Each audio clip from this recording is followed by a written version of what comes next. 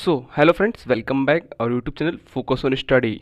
आज हम बात करने वाले हैं क्लास टेंथ। ठीक है, क्लास टेंथ की जो हिंदी की बुक जो है आपकी, वो चैप्टर नंबर 1। ठीक है, श्रम विभाजन और जाति प्रथा को एकदम अब आज हम लोग समझेंगे कि कैसे हम लोगों को पढ़ना है। ठीक है, और इस सब्जेक्ट में ज़्यादा से ज़्यादा कैसे मार्क्स स्कोरिंग करना है। ठीक है, हम लोगों को, क्योंकि जो आपका जो क्लास टेंथ का जो हिंदी है वो बहुत ही ईजी है और इसमें मैं कहता हूँ कि 95 स्कोर किया जा सकता है, क्योंकि मैंने इस स्ट्रेटजी को फॉलो करके मैंने हिंदी में 90 मार्क्स लाया है क्लास टेंथ में।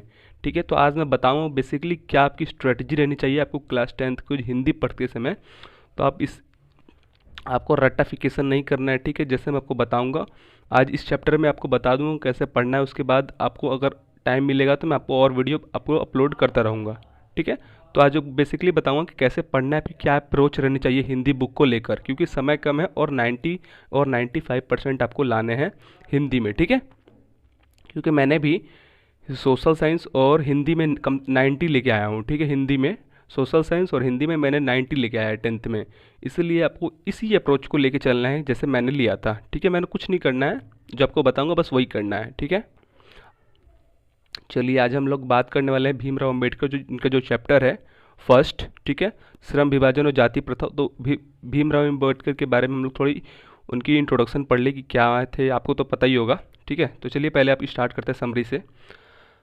यहाँ पे लिखा है कि बाबा साहेब भीमराव अम्बेडकर का जन्म 14 अप्रैल 1891 को मध्य प्रदेश में एक दलित परिवार में हुआ था। तो आपको एक रफ पेपर लेना है। ठीक है, आपको एक ब्लैंक पेपर लेना है, कुछ नहीं करना है, मतलब सिंपल एक पेज लेना है, एक पेपर कॉपी, और वहाँ पे 1 लिख डाल के पहले लिखना है भीमराव अम्बेडकर ऊपर। ठीक है, भीमराव अम्बेडकर लिख लो और वहाँ पे लिख लो कॉस्ट में श्रम विभाजन और जाति प्रथा और पार्ट 1।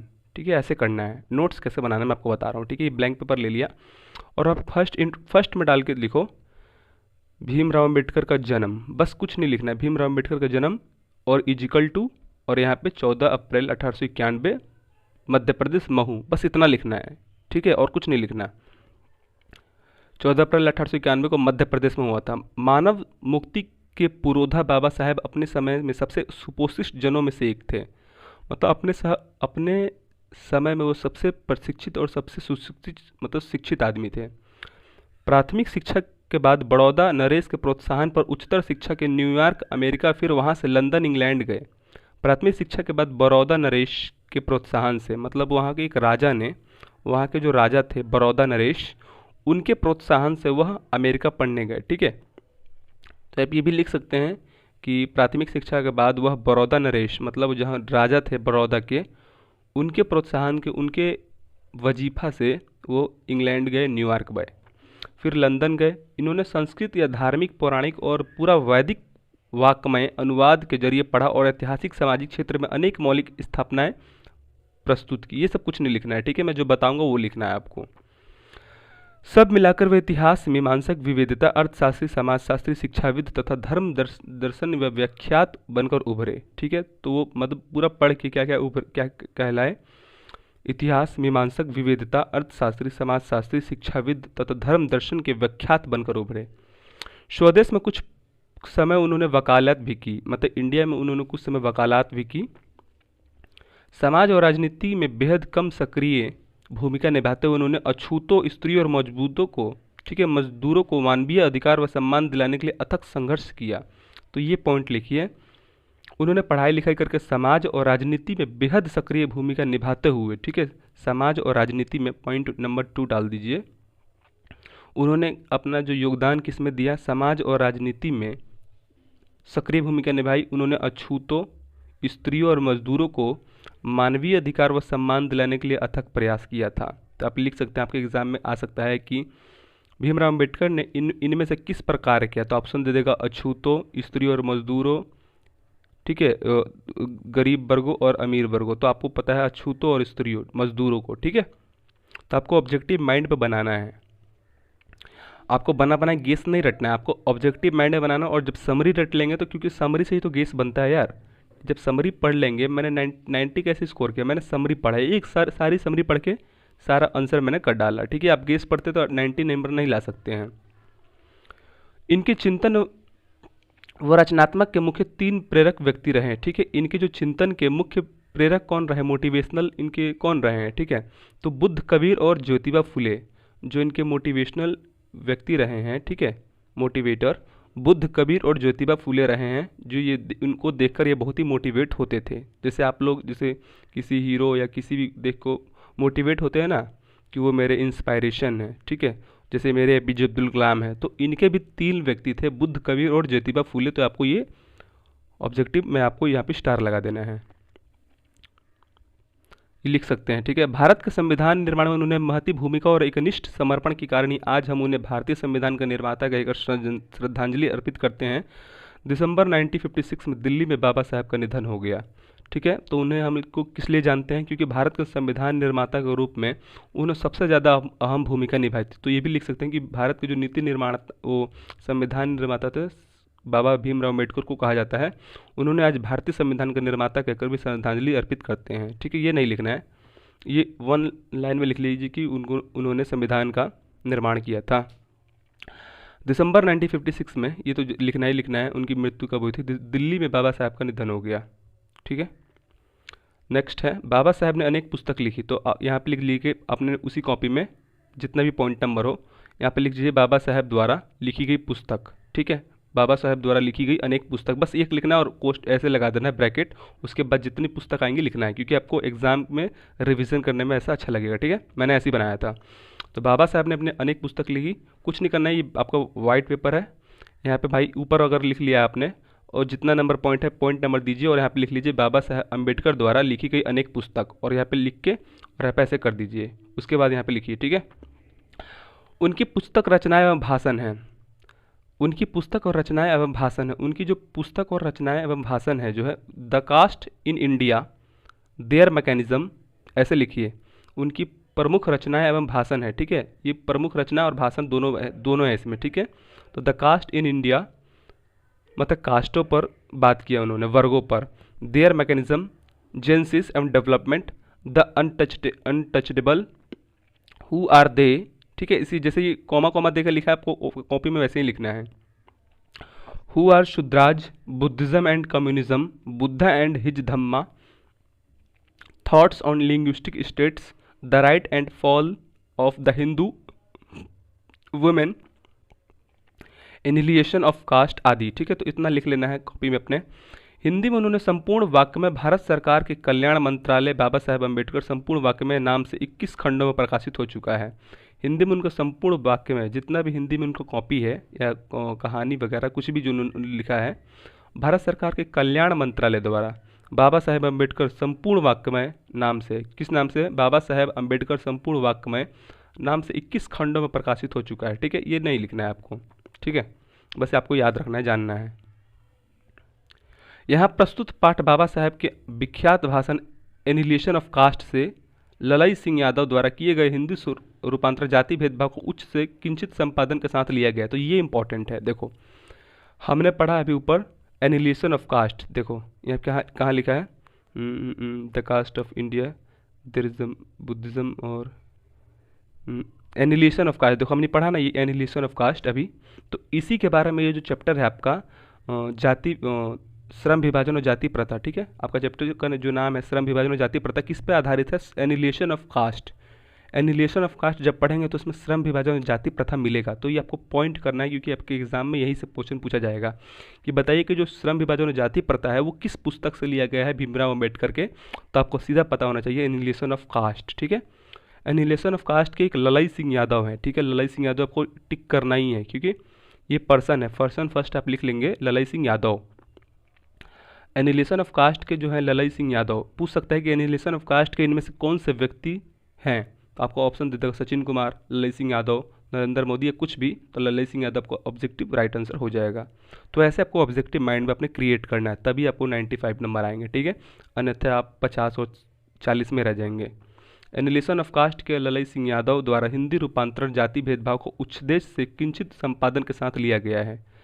यह भाषण जाति पाति तोड़क मंडल लाहौर के वार्षिक सम्मेलन 1936 के अध्यक्षीय भाषण के रूप में तैयार किया गया था, ठीक है। जो ये भाषण था एनिलिएशन ऑफ कास्ट, कहाँ, जाति पाति को रोकने के लिए लाहौर में, ठीक है। ये पॉइंट नोट करिएगा, वार्षिक सम्मेलन 1936 में अध्यक्षीय भाषण के रूप में तैयार किया गया था। ये भाषण जो था एनिलिएशन ऑफ कास्ट 1936 में यह रिलीज हुआ, ठीक है। जाति पाति के नाम पे। पूर्ण सहमति न बनने के कारण सम्मेलन स्थगित हो गया और यह पढ़ा ना जा सका। बाद में बाबा साहेब ने इसे स्वतंत्र पुस्तिका के रूप में दिया। ठीक है। प्रस्तुत आलेख में भारतीय समाज के श्रम विभाजन के नाम पर मध्ययुगीन अवस्थित संस्कारों के रूप में बरकरार जाति प्रथा और मानवीय नैसर्गिक न्याय और सामाजिक सद्भाव की दृष्टि से विचार करते हैं। जाति प्रथा के विषमता पूर्वक सामाजिक आधारों, रूढ़ पूर्वाग्रह और लोकतंत्र के लिए उसकी अवस्थाकर प्रकृति पर भी यहाँ एक संभ्रात विविधता का दृष्टिकोण उभर सकता है। ठीक है। तो यह जो है जाति प्रथा के विषमता पूर्वक सामाजिक आधारों, रूढ़ पूर्वाग्रह और लोकतंत्र के लिए उसकी अस्वस्थाकार प्रकृति पर भी यहाँ एक संभ्रात विविधता या दृष्टिकोण उभर सकता है। भारतीय लोकतंत्र में भावी नागरिकों के लिए यह आलेख अत्यंत शिक्षाप्रद है। तो भारतीय लोकतंत्र के जितने भी लोग हैं उनके लिए यह जो आलेख है ये शिक्षाप्रद है, बहुत ही इंपॉर्टेंट है। तो आइए जो हम बात करने वाले हैं उनकी पुस्तक जो है, उनकी लिखी गई जो आलेख है श्रम विभाजन और जाति प्रथा। ठीक है। एकदम कंप्लीट करेंगे इसी वीडियो में। ठीक है। नेक्स्ट वीडियो आपको ज़रूरत नहीं है। श्रम विभाजन और जाति प्रथा एकदम इसी लेक्चर में आपको कंप्लीट किया जाएगा। तो ये आपने इंट्रोडक्शन लिख लिया होगा उनके आगे। अब यहाँ पे उसी पेज में जैसे मान लीजिए आपने एक बड़ा सा पेज लिया और इसमें ये उनकी ऊपर स्टोरी लिख दे श्रम विभाजन जाति प्रथा के, नहीं। ठीक है। बाबा साहेब अम्बेडकर की मान लीजिए फुल स्टोरी है। अगर नीचे पेज बचा है तब, नीचे पेज बचा है तो यहाँ पे थोड़ा एक दो लाइन छोड़ के यहाँ पे लिखिए श्रम विभाजन जाति प्रथा, श्रम विभाजन जाति प्रथा। ठीक है। यहाँ पे अगर नीचे पेज बचा है थोड़ा सा, जैसे मान लीजिए जितना पेज भर गया है उनके इंट्रोडक्शन से भीमराव अम्बेडकर के। ठीक है। तो नीचे कुछ पेज बचा है तो यहाँ पे लिख सकते हैं। ठीक है। श्रम विभाजन जाति प्रथा। अगर नहीं बचा है तो पीछे नेक्स्ट पन्ना में यहाँ लिखे श्रम विभाजन जाति प्रथा। ठीक है। ये भीमराव अम्बेडकर का हो जाना चाहिए और ये श्रम विभाजन जाति प्रथा के नोट्स हो जाने चाहिए। भीमराव अम्बेडकर के अलग और श्रम विभाजन जाति प्रथा जो बुक की समरी है उसकी नोट्स अलग, ऐसे होनी चाहिए। ठीक है। क्योंकि आपको रिवीजन करने समय तुरंत ये भी देखना और ये भी देखिए, क्योंकि दोनों क्वेश्चन से आते हैं। अगर नीचे पेज बचा तो लिख सकते हैं, नहीं तो नेक्स्ट पेज में आप स्टार्ट कर सकते हैं। ठीक है। तो वहाँ पे लिख लीजिए श्रम विभाजन जाति प्रथा। अब मैं इसमें बताने वाला हूँ। ठीक है। यह विडंबना की बात है कि इस युग में जातिवाद के पोषकों की कमी नहीं है। ठीक है। यह विडंबना की बात है, मतलब बहुत ही आश्चर्यजनक बात है कि जातिवाद के पोषकों की कमी नहीं है। इसके पोषक कई आधारों पर इसका समर्थन करते हैं। ठीक है। समर्थन का एक आधार यह भी कहा जाता है कि आधुनिक सभ्य समाज कार्य कुशलता के लिए श्रम विभाजन को आवश्यक मानता है। जो आधुनिक सभ्य समाज है कार्य कुशलता के लिए श्रम विभाजन को आवश्यक मानता है, और चूंकि जाति प्रथा भी श्रम विभाजन का ही दूसरा रूप है, इसलिए इसमें कोई बुराई नहीं है। इस तर्क के संबंध में पहली बात तो यह आपत्तिजनक है कि जाति प्रथा श्रम विभाजन के साथ साथ अधिक श्रम का भी रूप लिए हुए है। ठीक है। अर्थात ये कहानी जो है वो कहता है कि इस श्रम विभाजन है वो श्रम विभाजन का ही रूप है। ठीक है। जाति प्रथा जो है श्रम विभाजन का दूसरा रूप है, इसलिए कोई बुराई नहीं है। इस तर्क में पहली बात तो यह है कि यही आपत्तिजनक है कि जाति प्रथा श्रम विभाजन के साथ साथ श्रमिक का भी रूप है। आपने देखा होगा जो निम्न वर्गीय जो व्यक्ति रहते हैं उनसे श्रम किया जाता है, श्रम करवाया जाता है ज़बरदस्ती। ठीक है। अभी तो कम हो गया है, लेकिन पहले ज़माने में श्रम करवाया जाता था, क्योंकि जाति प्रथा जो है उस श्रम का ही दूसरा रूप है। यहाँ पे क्या लिखा है, जैसे मान लीजिए किसी एग्जाम्पल दे रहा हूँ। ठीक है। ये रियल एग्जाम्पल नहीं है, एज्यूम करिएगा इस चैप्टर को समझने के लिए मैं को बता रहा हूँ। जैसे मान लीजिए कि कोई निम्न वर्गीय परिवार है, आप लोग हिंदी साहित्य पढ़ेंगे। ठीक है। तो एक दलित चमार का बुक, दलित चमार है। ठीक है। यूपीएससी के सिलेबस में एक दलित चमार है कहानी। जो एक दलित चमार है पंडित जी हैं उसमें। ठीक है। दलित चमार को पंडित जी जो पहले के समाज में पंडित जी को बहुत ही पूजनीय थे, तो दलित चमार को वो बहुत ही काम करवाते हैं। ठीक है। उसको खाना वाना नहीं देते हैं क्योंकि तुम अछूत है, लेकिन काम करवाते हैं। लेकिन पंडित जी की बात को कोई टालता भी नहीं था, तो काम करते करते वो पंडित जी के घर पे वो मर गया। ठीक है। तो मतलब ये यहाँ पे एक जाति चेतना का उदय हुआ। ठीक है। उसके जो दलित चमार के जो समूह थे उन्होंने पंडित जी को बहुत ही दुत्कारा। ठीक है। वहाँ से दलित चेतना का विकास हुआ कि तुमने एक दलित को मारा है। ठीक है। आज से तुम्हारे धर्म को कोई नहीं मानेगा, ऐसे वैसे। तो मतलब फ्री ऑफ कॉस्ट काम करवाना। ठीक है। फ्री ऑफ कॉस्ट काम करवाना उनके जाति के नाम पे। तू तो छोटा जाति का है, तो ये फ्री में काम कर। लेकिन वो पहले ट्रेंड था, ट्रेंड खत्म हो रहा है। ठीक है। और ये ख़त्म भी होना चाहिए। तो इस तर्क के संबंध में पहली बात तो यही आपत्तिजनक है कि जाति प्रथा श्रम विभाजन के साथ साथ श्रमिक विभाजन का भी रूप है। ठीक है, आपको बता दिया मैंने कि श्रम का ही दूसरा रूप जाति प्रथा है। श्रम विभाजन निश्चय ही वह सभ्य समाज की आवश्यकता है, परंतु किसी भी सभ्य समाज में श्रम विभाजन की व्यवस्था श्रमिकों के विभिन्न वर्गों में अस्वाभाविक विभाजन नहीं करती है। ठीक है, भारत की जाति प्रथा की एक विशेषता यह है कि श्रमिकों का स्वाभाविक विभाजन ही नहीं करती, बल्कि विभाजित वर्गों को एक दूसरे की अपेक्षा ऊंच नीच का भी करार देती है। विश्व की किसी भी समाज में नहीं पाया जाता है। मैं आपको दोस्तों एक बात बताना चाहता हूँ कि आप मेरे पे डिपेंड ना रहें, ठीक है, क्योंकि मेरे भी एग्जाम्स हैं, आपको खुद ही पढ़ना है। मैं ये वीडियो इसलिए बना रहा हूँ कि आप नेक्स्ट चैप्टर खुद से पढ़ सके, आपको कैसा पता चल सके। बहुत बच्चे की डिमांड रहती कि कैसे पढ़े, हिंदी की बुक समझ में नहीं आ रहा, आपने कैसे 90 स्कोर किया इसमें। तो मैंने बता दूं कि मैंने किसी कोचिंग ज्वाइन नहीं किया हिंदी के लिए। ठीक है, मैंने हिंदी सेल्फ स्टडी से कंप्लीट की थी और 90 और सोशल साइंस में 90। ठीक है, तो आपको सेल्फ स्टडी करनी है। ठीक है, आपको ये बुक बता दे रहा हूँ कैसे बनाना है, आखिर कैसे पढ़ना है। मैंने आपको बता दिया कैसे नोट्स आपको बनाने हैं, और ये बुक समरी जरूर पढ़ना है। ये नहीं कि गेस पढ़ के रट्टाफिकेशन श्रम विभाजन जाति प्रथा सारे ऑब्जेक्टिव रख लो। अरे ऑब्जेक्टिव तो रट लोगे लेकिन भूल जाओगे बाबू। ठीक है, सब्जेक्टिव कैसे रट पाओगे? तो आपको सब्जेक्टिव खुद ही डिमांड के अनुसार काम करना है। ठीक है, समझ गए होंगे। आपको ज़्यादा समझाने की जरूरत नहीं है, आपको तो 10th क्लास के बच्चे हैं। ठीक है, मैं कहाँ इलाहाबाद यूनिवर्सिटी में पढ़ रहा हूँ अभी। भारत की जाति प्रथा और एक विशेषता यह है कि श्रमिकों का अस्वाभाविक विभाजन ही नहीं करती, बल्कि विभाजित वर्गों को एक दूसरे की अपेक्षा ऊंच नीच का भी करार देती है। इसे क्या समझे? जो भारत की जाति प्रथा है, एक विशेषता यह है कि श्रमिकों का विभाजन करती है। ठीक है, श्रमिकों का अस्वाभाविक विभाजन ही नहीं करती, बल्कि विभाजित वर्गों को एक दूसरे को अपेक्षा ऊंच नीच भी करार देती है। आपको ने पढ़ा होगा पूंजीवाद। पूंजीवाद से दो लोगों का विकास हुआ था। ठीक है, एक श्रमिक वर्ग और एक जो बिजनेसमैन थे, पूंजीपति वर्ग। ठीक है, तो श्रमिक वर्ग जो थे, श्रमिक वर्ग क्या क्या काम ही करते थे। ठीक है, जाति तो बांटा गया था, एक पूंजीपति और एक गरीब। तो गरीब में जो दो वर्ग थे जो काम करते थे, एक जबरदस्ती करते थे। ठीक है, तो क्या कह रहा है, विभाजित वर्गों को एक दूसरों की अपेक्षा ऊंच नीच भी करार देता है। जो गरीब लोग हैं उनमें भी जाति प्रथा के नाम पर ऊंच नीच का भेदभाव किया जाता है। ठीक है, जो कि विश्व में किसी समाज में नहीं पाया जाता है। जो ये इंडिया में है जो जाति प्रथा, वो किसी भी समाज में नहीं पाया जाता है। ठीक है, ऊंच नीच का। लेकिन गोरा काला आप देखेंगे अमेरिका वगैरह में तो होता रहता है, लेकिन जाति प्रथा के नाम पे जो जैसे भीमराव अम्बेडकर के जैसे कुएं से पानी नहीं पीने देना, वैसा नहीं था। ठीक है, तो ये समझ लीजिए किसी भी समाज में नहीं पाया जाता है विश्व के। तो यहाँ तक तो समझना है। ठीक है, ये इसमें ऑब्जेक्टिव्स मिलेंगे, कम मिलेंगे। ठीक है, आपको चैप्टर से क्वेश्चन इसी में से मिलेंगे। ठीक है, मैं आपको क्वेश्चन भी हो सके तो करवा सकता हूँ। जाति प्रथा को यदि श्रम विभाजन मान लिया जाए तो स्वाभाविक विभाजन नहीं है। जाति प्रथा को हमने बताया कि श्रम विभाजन मान सकते हैं जी, विभाजन नहीं है, क्योंकि यह मनुष्य की रुचि पर आधारित नहीं है। कुशल व्यक्ति या सक्षम व्यक्ति समाज का निर्माण करने के लिए आवश्यक है कि हम व्यक्तियों की क्षमता इस सीमा तक विकसित कर जिसे वह अपने पेशा व कार्य का चुनाव स्वयं कर सके। ठीक है, कह रहा है कुशल व्यक्ति या सक्षम व्यक्ति समाज का निर्माण करने के लिए आवश्यक है। किसी भी समाज का निर्माण करने के लिए कुशल और श्रमिक व्यक्ति चाहिए। ठीक है, कुशल और सक्षम श्रमिक व्यक्ति चाहिए। ठीक है, ये नहीं कि आपको वेट उठाना है 5 किलो और आप उससे उठवा रहा है लोग 50 किलो, तो आप कभी भी सक्सेस नहीं हो पाएंगे, वो समाज सक्सेस नहीं कर पाएगा। जिसका जितना कैपेसिटी है उतना ही उसको काम देना पड़ेगा। सक्षम व्यक्ति समाज का निर्माण करने के लिए आवश्यक है। हम व्यक्तियों की क्षमता इस सीमा तक विकसित कर जिससे वह अपने पेशा व कार्य का चुनाव स्वयं कर सके। तो किसी भी समाज को विकास करने के लिए उसे कुशल व्यक्ति तो चाहिए और सक्षम व्यक्ति भी चाहिए। कुशल और सक्षम में दोनों बहुत अंतर है। कुशल मतलब क्या है, कोई टेक्नोलॉजी जानता है, और सक्षम व्यक्ति क्या कोई वेट उठा सकता है कि नहीं।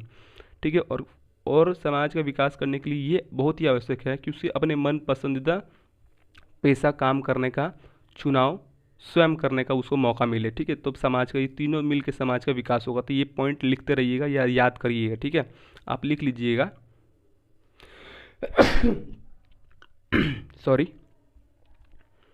इस सिद्धांत के विपरीत जाति प्रथा का दूषित सिद्धांत यह है कि मनुष्य के प्रशिक्षण अथवा उसका निजी क्षमता पर विचार किए बिना दूसरे के दृष्टिकोण जैसे माता पिता के सामाजिक स्तर के अनुसार पहले से ही अर्थात गर्भधारण के समय ही मनुष्य का विषय निर्धारित कर दिया जाता है।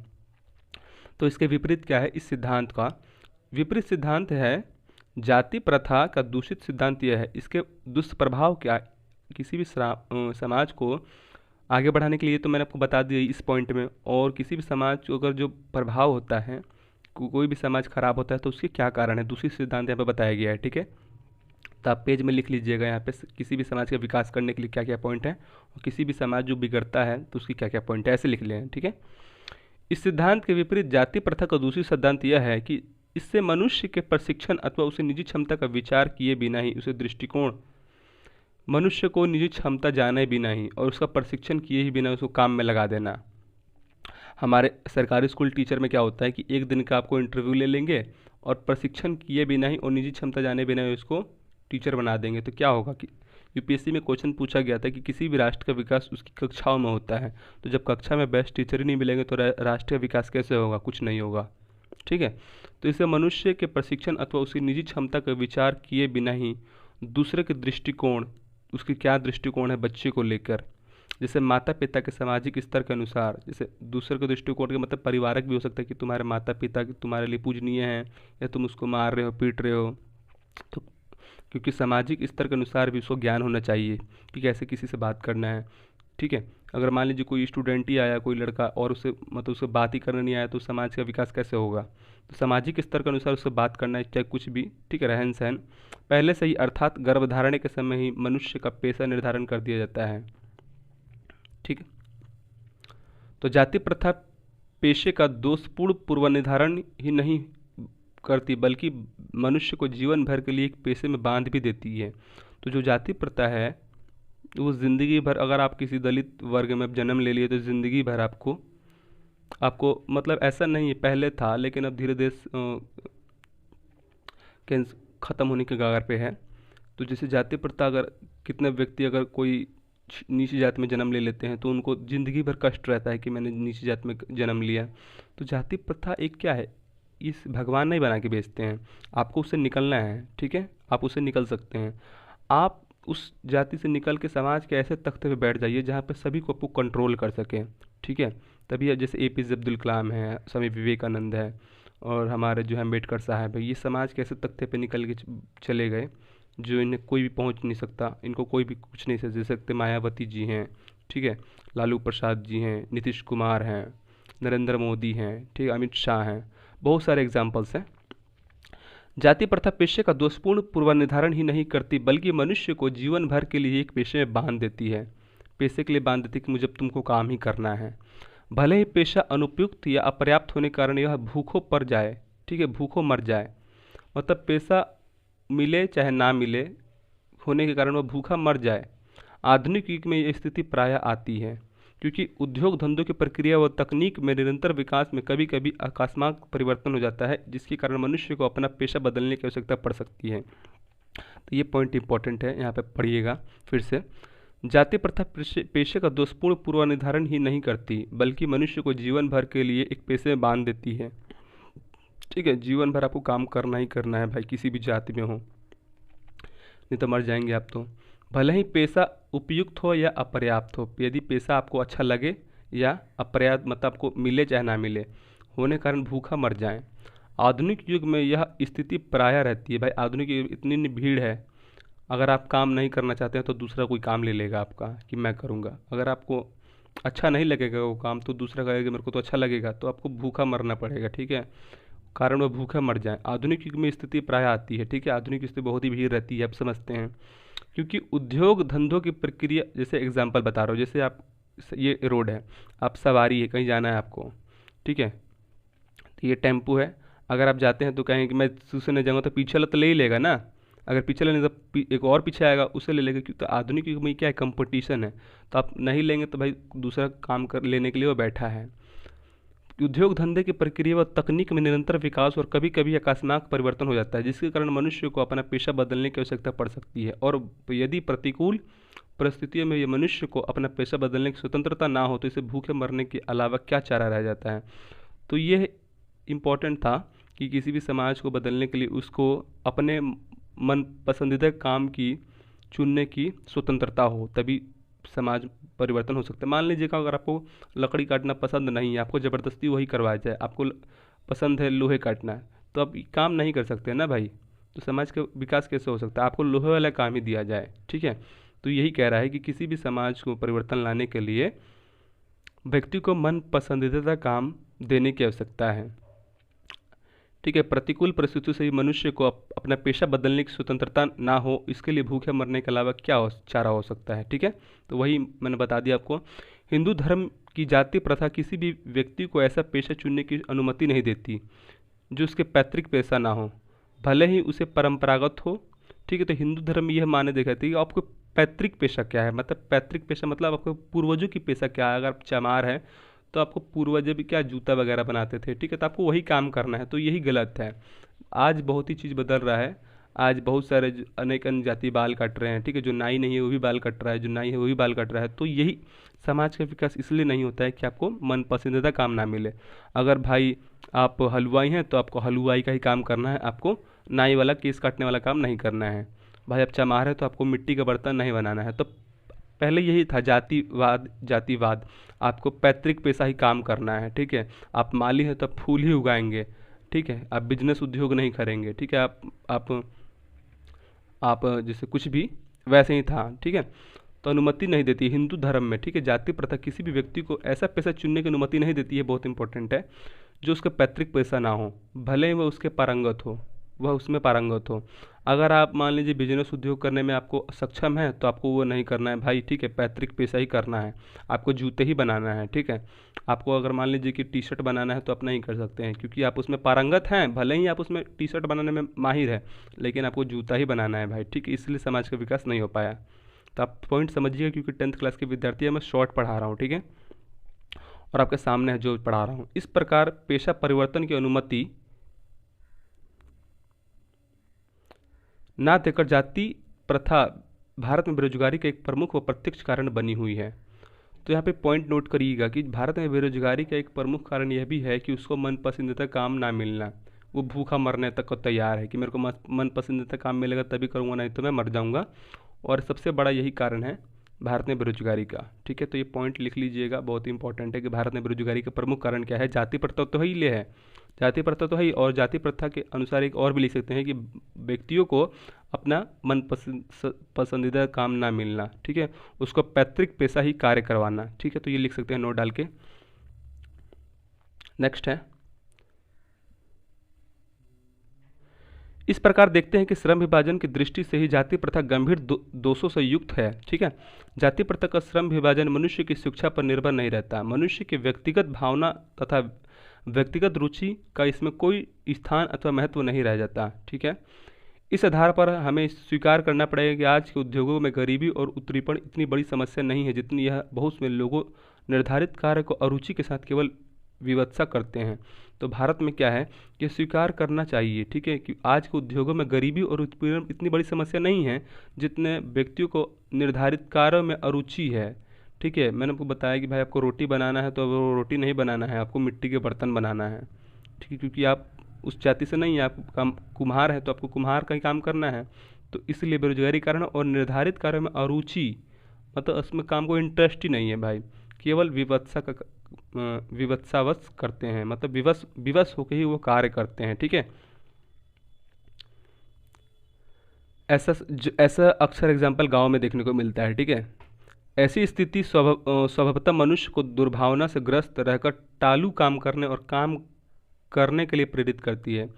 आप आप मन लगा काम नहीं कर पाएंगे, आप काम को टालते रहेंगे। ठीक है, यहाँ पे लिखा है यह स्वीकार, ऐसी स्थिति में मनुष्य को दुर्भावना वश से ग्रस्त होकर अपना टालू काम करने के लिए प्रेरित करती है, मतलब काम को टालते रहेंगे। ऐसी स्थिति में जहाँ काम करने वालों को ना दिल लगता है और ना ही दिमाग, कोई कुशलता कैसे प्राप्त की जा सकती है। समझ रहे हो ये कि भारत में स्किल की कमी नहीं है, स्किल की कमी नहीं, उसको स्किल को सही जगह पे लाने की कमी है। मान लो आपको पढ़ाना नहीं आता है, आपको दे दिए खेती करना, तब नहीं कर पाएंगे।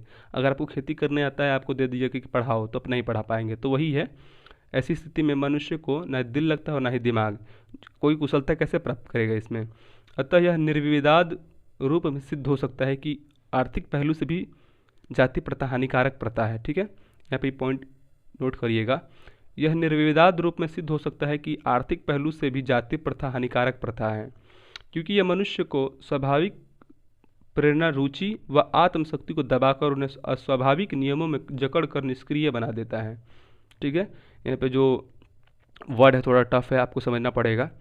आपकी जो वर्ड पावर है अगर ये स्ट्रांग है तो आप समझ सकते हैं। यह निर्विवाद रूप में सिद्ध हो सकता है। क्यों?